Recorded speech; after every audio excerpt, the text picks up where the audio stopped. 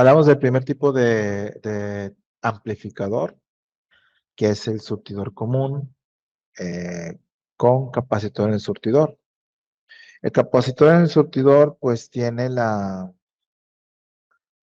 función de que la resistencia de surtidor, precisamente la RS, pues no aparece en el circuito eh, de alterna, elimina a la resistencia de surtidor del análisis de pequeña señal. Y esto pues facilita los cálculos. De hecho, recordarás que en el ejemplo anterior que vimos, solamente necesitábamos dos relaciones de impedancia para calcular las ganancias. Ahora bien, existen también eh, circuitos amplificadores que no tienen este capacitor, que, que están sin capacitor en el surtidor. Y a ese tipo de amplificadores se les llama así, tan descriptivamente, como amplificador surtidor común, pero sin capacitor de surtidor. Surtidor común sin capacitor. Y vamos a volver a hablar de por qué se le llama así. Se le llama surtidor común porque, de nuevo, la señal de entrada, VI, va a ingresar al transistor a través de compuerta. La señal de salida se toma de el drenador del transistor. Entonces, surtidor queda como referencia entre la entrada y la salida. Por eso se llama surtidor común. Este SS significa surtidor común. Pero en este caso en particular, a diferencia del anterior amplificador, en este caso, el capacitor de surtidor que normalmente encontraríamos aquí, ese capacitor no está. Ese capacitor en ese circuito no está. Por lo tanto, cuando hacemos el análisis exactamente igual que lo hicimos para el amplificador anterior,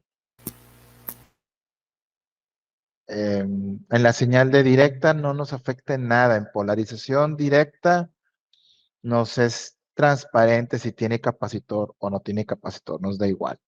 Pero en pequeña señal sí que cambia, porque ahora al no haber capacitor de surtidor, en el diagrama de pequeña señal, que es este que tenemos aquí arriba a la derecha, ahora sí aparece RS, mira. Ahora sí se considera RS porque no hay capacitor en el surtidor.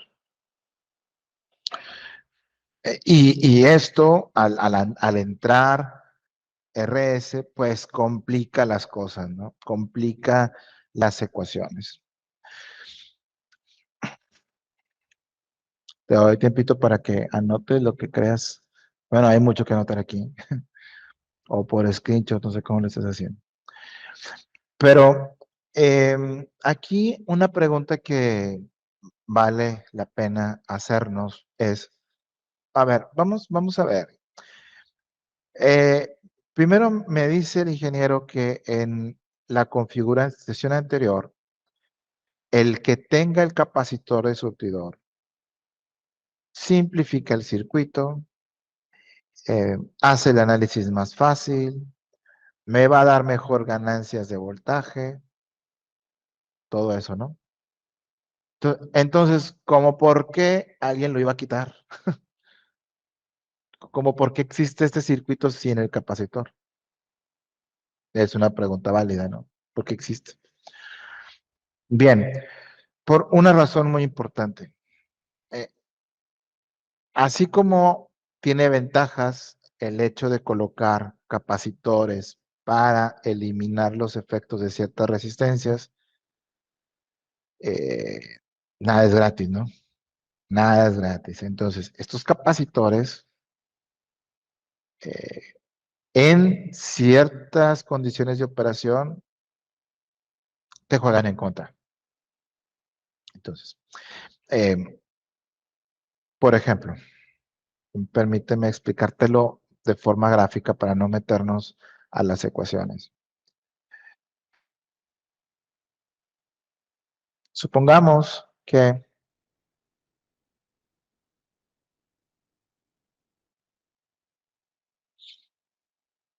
yo grafico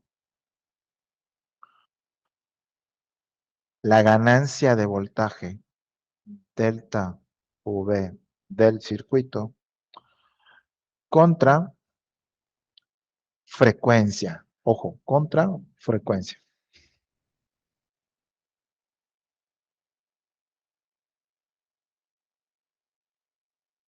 Habíamos mencionado previamente que si la frecuencia tiende a cero, el efecto del capacitor, o sea, la reactancia capacitiva, si la frecuencia tiende a infinito, perdón, tiende a infinito, la reactancia capacitiva, ¿cómo se calcula? Pues 1 sobre 2 pi fc. Entonces, si f es infinito, 1 sobre infinito, pues no se puede, ¿no? Pues esto tiende a cero. Voy a repartir una pi 60 en todo el planeta. ¿De cuánto nos toca? Pues nada, cero. Bueno, bien, pues si yo lo llevo infinito, el capacitor no juega, no me implica nada. Eh, en frecuencias infinitas. En frecuencias infinitas. Entonces quiere decir que si yo estoy suficientemente alto de frecuencia, digamos que acá está el infinito de las frecuencias, imagínate, ¿no? Pues yo tengo la cero efecto de los capacitores. Bien, pero ¿qué pasa conforme voy bajando la frecuencia a valores más humanos, ¿no? Que entremos al rango de gigahertz, el rango de megahertz, el rango de kilohertz, el rango de hertz. Yo hago que la frecuencia de la señal VI, la que entra, empiece a tomar valores en estos rangos. Pues voy a encontrar que voy a tener poco efecto, poca variación en la ganancia, pero va a haber un punto, muchachos, en el que van a aparecer eh, un cambio en el comportamiento. Es decir, hay una cierta frecuencia en el cual esta línea que se mantuvo prácticamente constante va a bajar. Y luego va a contar otro punto donde va a bajar más. Luego otro punto va a bajar más. Y otro punto y se va a ir a cero. Es decir, esto de la frecuencia infinita y que el capacitor no tiene reactancia es válido hasta cierto valor. ¿Y quién me da esos valores? ¿Quién es el que va apareciendo aquí para afectarme considerablemente en la ganancia? Pues son los capacitores. Son los capacitores. Cada capacitor va a tener una frecuencia de corte. Entonces voy a tener una frecuencia de corte del capacitor de entrada, voy a tener una frecuencia de corte del capacitor de salida, una frecuencia de corte del capacitor de surtidor. De hecho, el capacitor de surtidor tiene dos frecuencias de corte.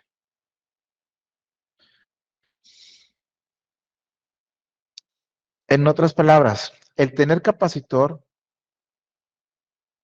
cosa buena, ventaja, facilita el cálculo, todo lo que hemos hablado.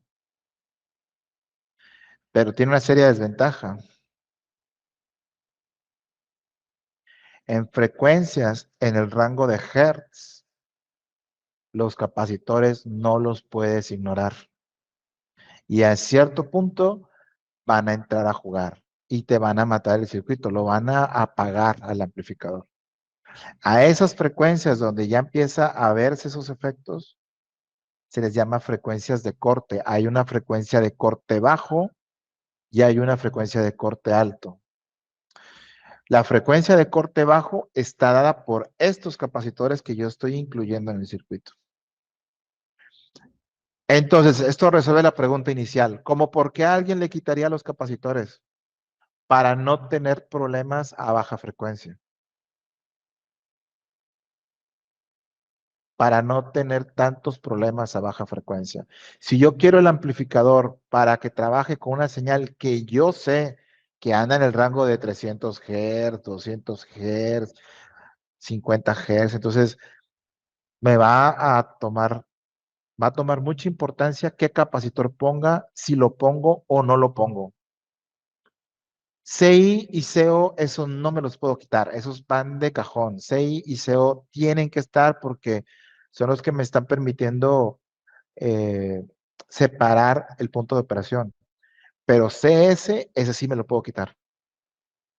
Y es el primero que se va, ¿no? Es el primero que va a volar cuando tengamos esta bronca. Entonces, ¿cuándo se usa un amplificador sin capacitor? Bueno, cuando es prioridad comportamiento a baja frecuencia. Comportamiento estable a baja frecuencia. Voy a resaltar que esa baja frecuencia, porque en alta frecuencia es otro fenómeno distinto. No son los capacitores físicos. A alta frecuencia no son los capacitores físicos, son los capacitores, estos que están ahí, de acoplo. Anótenlo, por favor, muchachos. Son los capacitores de acoplo los que entran a jugar.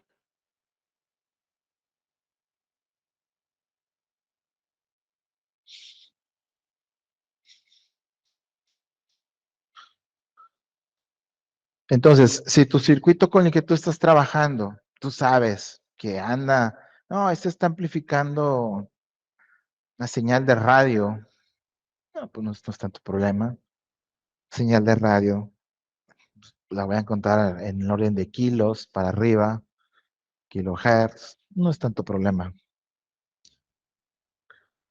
Pero si vas a estar trabajando con una señal de baja frecuencia, sería un error no voltear a ver a los capacitores. Más adelante te voy a dar las fórmulas para calcular las frecuencias de corte de cada capacitor. Realmente para ver esa teoría de cómo sale la demostración de las ecuaciones, habría que meternos a Laplace y no quiero, no nos da tiempo. Entonces, pues me las van a aceptar como un acto de fe del dogma de electrónica.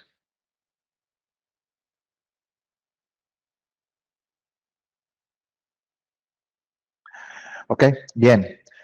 Asimismo, esas ecuaciones para calcular las relaciones de impedancia, que algunas de ellas ya no son conocidas, no las vamos a demostrar tampoco aquí, ya lo hicimos con el amplificador anterior, pero la primera relación de impedancia, VO sobre VGS, esta es la misma que usamos anterior, y sale del paralelo de estas tres, ¿ves?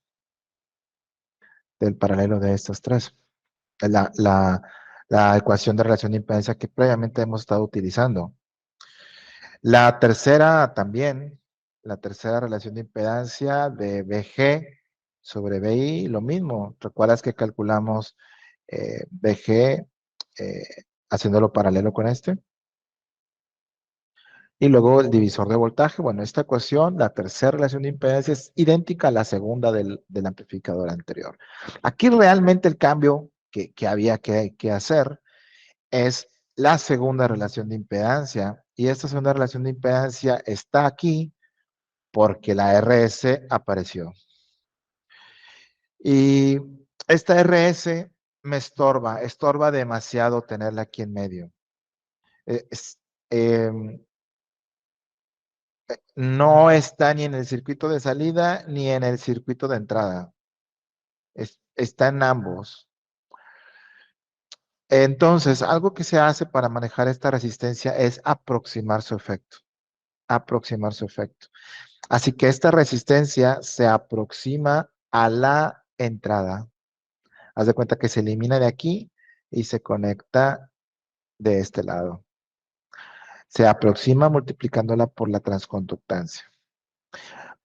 El efecto de esa resistencia se resume en la segunda relación de impedancia, la cual es completamente nueva. Esa no aparecía en la amplificador anterior. Por lo tanto, la ganancia de voltaje habría que calcularla multiplicando estas tres. La ganancia de corriente no tiene ningún cambio, de hecho la fórmula es la misma siempre. La ZI tampoco tiene ningún cambio, la única que se modifica es la de la ZO, porque como te digo, la RS también juega a la salida. Entonces, cuando tú quieres sacar equivalente Thevenin de esto, pues tienes que tomar también RS, quedándonos esta fórmula.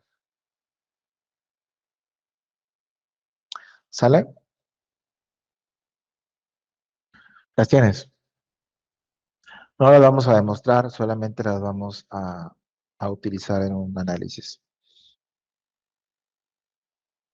Bien, pues vamos a resolver ese circuito. En primer lugar, vamos a resolver el circuito de polarización y siempre que es de una polarización de divisor de voltaje, pues hay que empezar con los equivalentes Thevenin. Entonces, resistencia de compuerta, RGG Thevenin, pues es con R1 en paralelo con R2.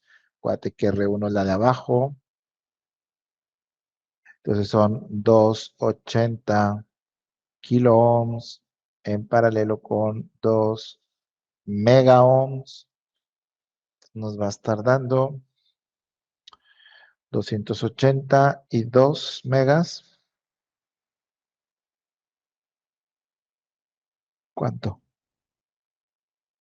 245.61, ¿no? 245.61 kilo ohms. Y el voltaje de compuerta VGG Thevenin lo tendríamos con el voltaje de drenador por R1 sobre R1 más R2. Son 16 volts por 280 kilos sobre 280 kilos más 2 megas. Y eso nos da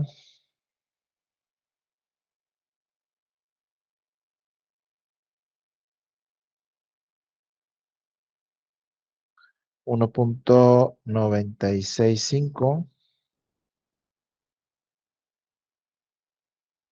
volts. Aquí tenemos los equivalentes Thevenin. Entonces, este circuito de polarización, sabemos, pues va a convertirse en un circuito con 16 volts aquí, la de 2.5 acá. Esto es un JFET,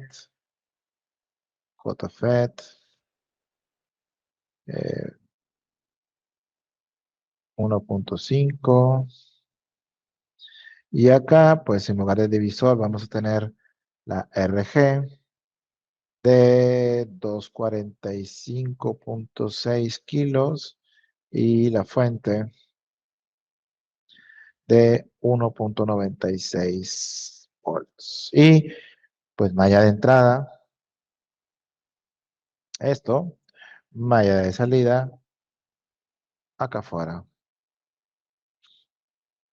Entonces sabemos que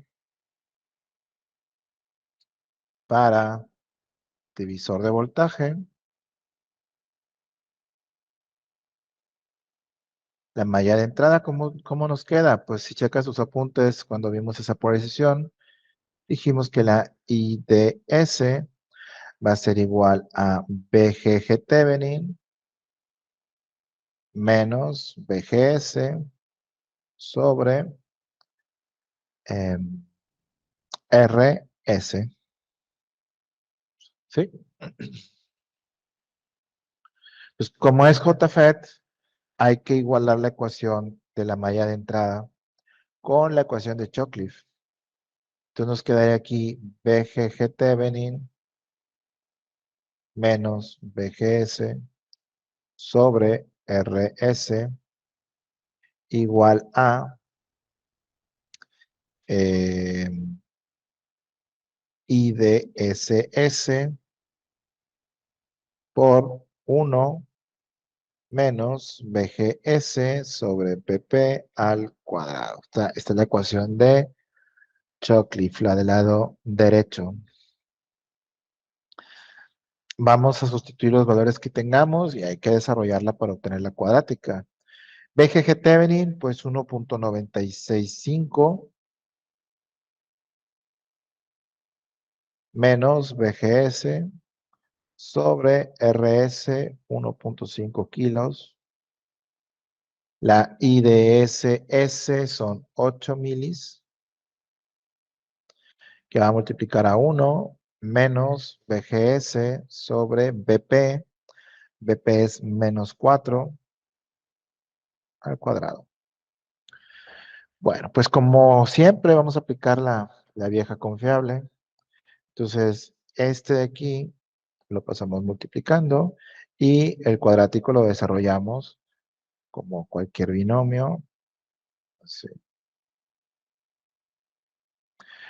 Entonces, esto tomaría la forma de 1.965 volts menos VGS igual a 1.5 por 8, 12.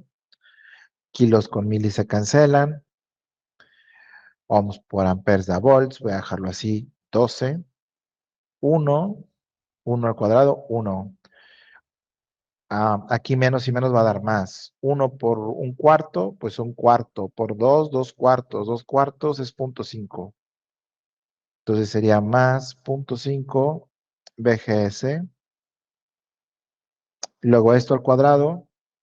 Un cuarto al cuadrado es un octavo. Y un octavo va a ser 0.125 BGS cuadrada. No es cierto, no son 125. Es menos. 6, ¿no? Entonces, 0.06.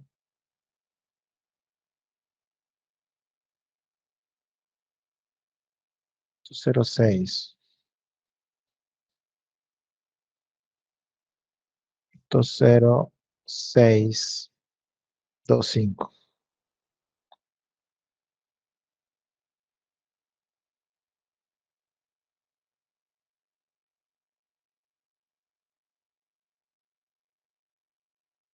Es que no era un octavo, era un 16avo, por eso. Ok, entonces ahora, esto que está aquí, el 12, va a multiplicar a todos, a este y a ese. Entonces sería 1.965 volts menos VGS, 12 por 1, 12, 12 por 0.5, 6,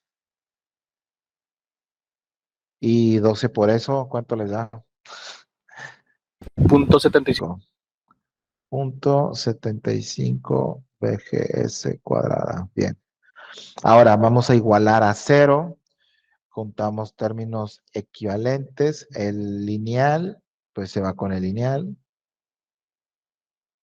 Y el término con menos BGS se va con este. Entonces tendríamos como ecuación cuadrática finalmente 0 igual a 12 menos 1.965 van a ser 10. 230. Entonces, aquí A es este término, B es 7, C es 10.035. Vamos a las calculadoras. A ver, muchachos, ¿cuánto queda BGS1 y cuánto queda BGS2? Muy bien. Estos dos valores, ¿cuál tendríamos que tomar, muchachos? El menor. ¿Por qué? Porque está en el rango de operación. tener el rango dado por esto. Esta parte hay que saber que es un JFET. Hay que saber las curvas características. Y bueno, aquí este es el único de los dos que tiene sentido, ¿no? Sentido de operación, dándonos un punto de operación por ahí, ¿no? Entonces, sería menos 1.77 volts. Recuerda que en los JFET el voltaje tiene que ser negativo, solamente negativo. Entonces, este dato ahora vamos a sustituirlo acá arriba, en la primera fórmula. Entonces tendríamos aquí que BGG Thevenin 1.965 volts menos el BGS, ojo con el signo, menos 1.77 volts sobre RS 1.5 kilo ohms. Y esto nos da una corriente de ¿cuánto? C sería VDD menos IDS por las dos resistencias RD más RS. Le damos aquí valores, son 16 volts menos 2.49 miliamperes. Se multiplica a la suma de las dos resistencias, 2.5 y 1.5, van a ser 4 kilo ohms. Entonces el voltaje drenador surtidor nos va a dar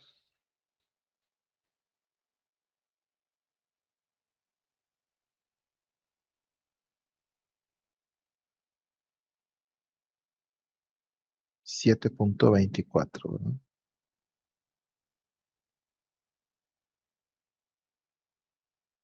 Punto de operación del circuito de polarización.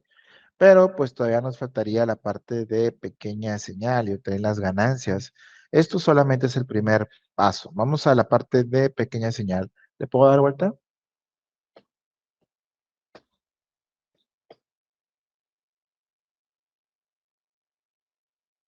Vamos. Aquí tenemos el circuito equivalente de pequeña señal. Voy a poner aquí los valores para auxiliarnos aquí. La RI, esta es la RI, tiene un valor de 1.5 kilos. RG Thevenin, en nuestro caso, la calculamos en 245.61. RS es 1.5 kilos. RDS nos la están dando directamente, 250 kilo ohms en los datos. RD 2.5 y la RL 25. Bueno, pues antes de ir a las relaciones de impedancia, el segundo paso va a ser calcular la transconductancia mutua. Entonces diríamos GM es igual a 2 veces IDSS sobre menos BP, que multiplica a 1 menos BGS sobre BP. Sustituimos los valores. 2 IDSS 8 BP menos 4 menos 4 y va a multiplicar a 1 menos el BGS nos quedó en menos 1.77 menos 1.77 volts sobre BP menos 4 volts. Entonces primero, vamos a ver, acá afuera quedan 2 por 8, 16 entre 4, 4. Va a quedar 4 milisiemens aquí afuera, esta parte de aquí. Y entre paréntesis, pues serían menos entre menos, más. Y el otro menos va a ser eh, 1.77 entre 4. Va a darte aquí 0.5575, que multiplicándolo por el otro coeficiente, te quedaría 2.20. 2 milisiemens. Muy bien. Ahí está. Transconductancia mutua de este amplificador. Ahora vamos ahora sí con las relaciones de impedancia.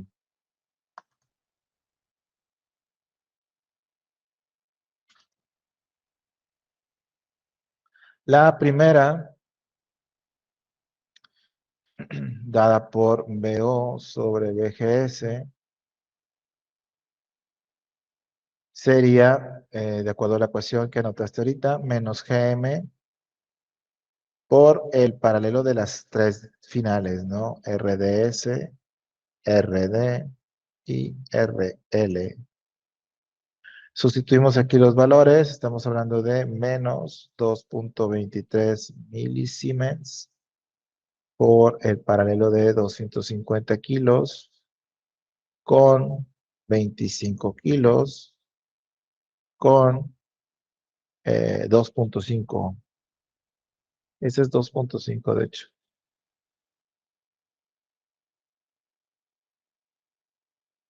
Parece 25, pero es 2.5.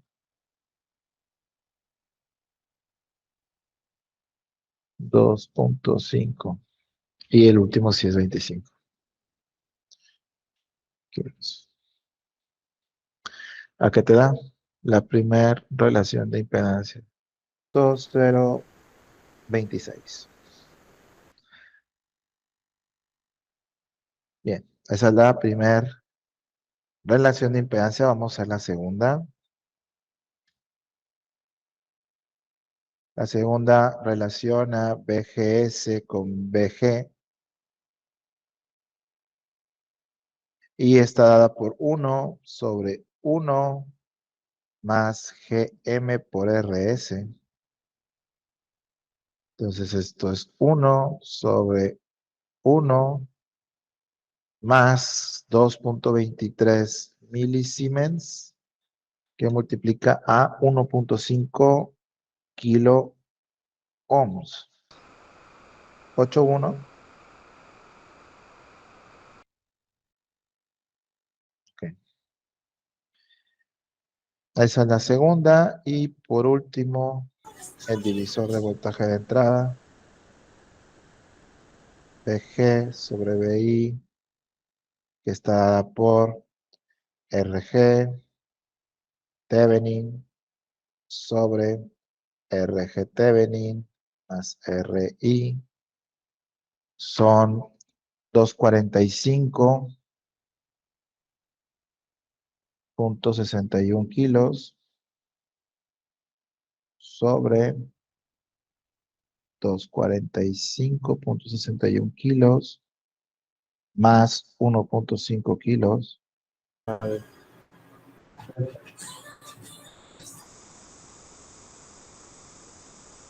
Bien.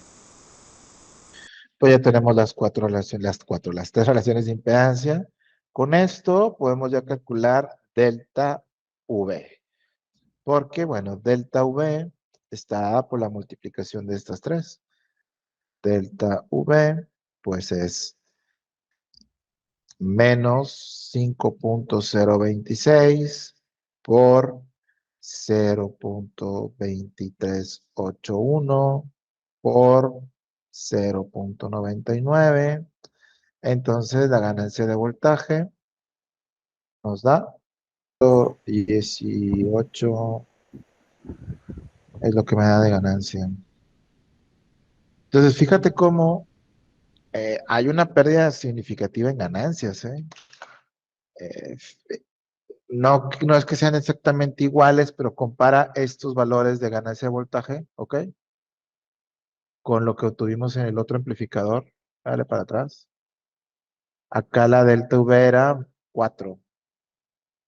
O sea, estamos a una cuarta parte de lo que obtuvimos en el anterior. Solo por quitarle la,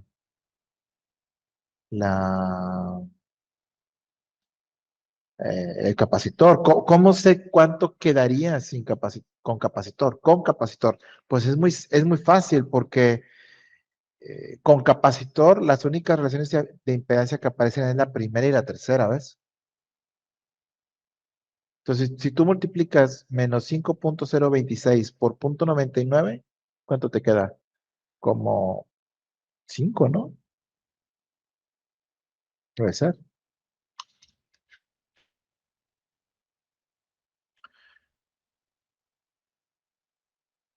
Digamos que el término del medio, este punto 2381 es el efecto de CS. Eso es lo que me perjudica en ganancia no tener CS. Entonces es significativo. Como puedes ver, es significativo.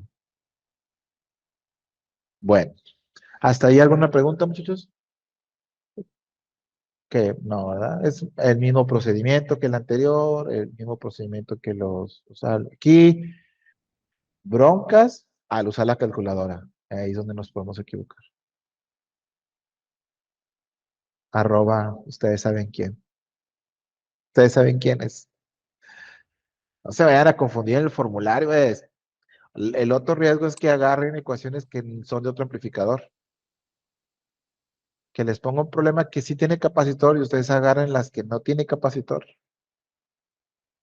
Y son capaces, sí, ustedes saben que sí. Ustedes saben que sí. Bueno, pues, confiaré. Entonces, eso es la delta V. Vamos para terminarlo con la delta I. Entonces, para eso vamos a ocupar las zetas, directamente RG, que aquí son 245.61 kilos. Y ZO sí que hay que calcularlo con RDS en paralelo con RD sobre 1 más GM por RS. Entonces, aquí un, un tip para que te ahorres tiempo. Fíjate que aquí abajo 1 más GM por RS, como si aquí arriba hubiera otro 1. Esta es la segunda relación de impedancia. Es este. Ya lo calculaste, vaya. Ya lo calculaste. Entonces, esto es lo mismo que poner aquí. Nos había quedado punto 2381, es lo mismo que poner punto 2381 por el paralelo de esas dos, de RDS, que son 250 kilo ohms, con 2.5. Y entonces ZO, ¿qué te queda? Punto 589.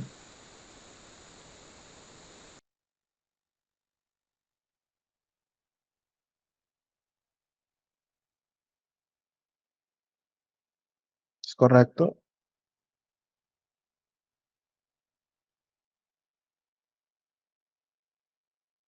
Es pregunta, ¿eh? Bien, pues ya tenemos ZI y ya tenemos ZO. Ya podemos pasar directo a delta, a la delta I. Ganancia de corriente, pues la fórmula siempre es la misma, independientemente del amplificador, es la misma. Delta V, esto es por ZI más RI sobre RL. Entonces, tenemos que esto es menos 1.18 que multiplica a ZI más RI 245.61 kilos más 1.5 kilos.